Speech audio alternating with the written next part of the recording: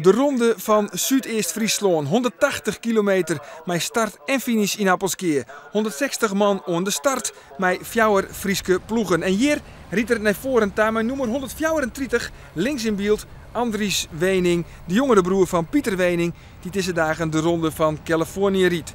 En al in de stritten van Appelskeer formeert hem een kopgroep. Een kopgroep van 11 man met daarbij 3 Friezen. Ruben Hoekstra van Gaast, Binnenpier de Haan van Oordegeer en Jan Essers hier in beeld met 147 van de Friese Leeuw. En Koga had de slag mist. Zij hebben geen renners in de kopgroep en moeten dan in de achtervolging. En dat gebeurt in deze groep met 9 man en daarin 4 man van Koga. Zij gaan in de achtervolging. Onder de man van Koga ook de baanhutfietser met nummer 48 Peter Schep van Amersfoort.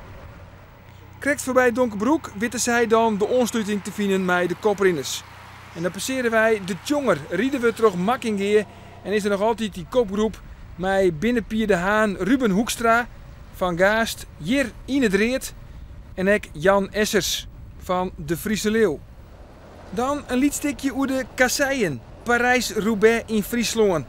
En de kopgroep hield hij een vastsprong van zo'n 40 seconden. En op het moment dat die vastsprong even weer rint, zorgde de Koga-formatie wel weer voor een versnelling, zodat die vastsprong intact bleef. Want Koga is nu met 4 man sterk vertegenwoordigd in de kopgroep en ook de Metec-ploeg had 4 man in die kopgroep.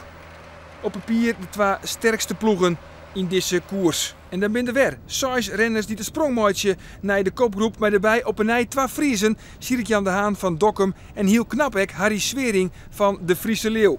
Vliegen hier wie het Jan Bos van Nijwanne, die als tweede eindigen. Kunnen nou op een nij een Fries op het podium komen? Het antwoord is nee. Want de Friesen hebben geen antwoord op de demarrage van Peter Schep van Koga en Jeffrey Wiersma van de Metec-formatie. Deze beide heren pakken in de finale een vastsprong van een dikke minuut. En dat jouwen ze richting de Bosberg in Appelskeer net meer vod. De Bosberg, het hoogste punt van Friesland. En in een sprint adieu is het Peter Schep die de onval kiest.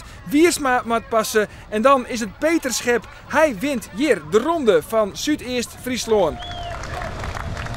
Ik heb een leuk rake versnelling gestoken in de hoop dat ik het vol kan houden. En ja, ik ben gewoon blijven staan tot de meet. Het zal uiteindelijk niet zo hard meer gegaan zijn, maar ik denk dat iedereen dat wel heeft na zo'n rit.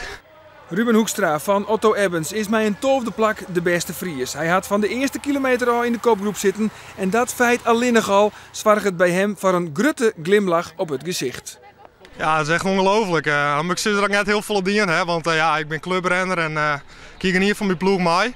En er zijn 2 grote ploegen die hier haast de hele selectie mooi vervoeren. Dus, ja, dan Koga verzeilt je heel sterk vertegenwoordigen wie? Ja, precies. Die man die gewoon hartstikke hut. En dan moest hij eigenlijk zelf inhouden en sparen voor de finale.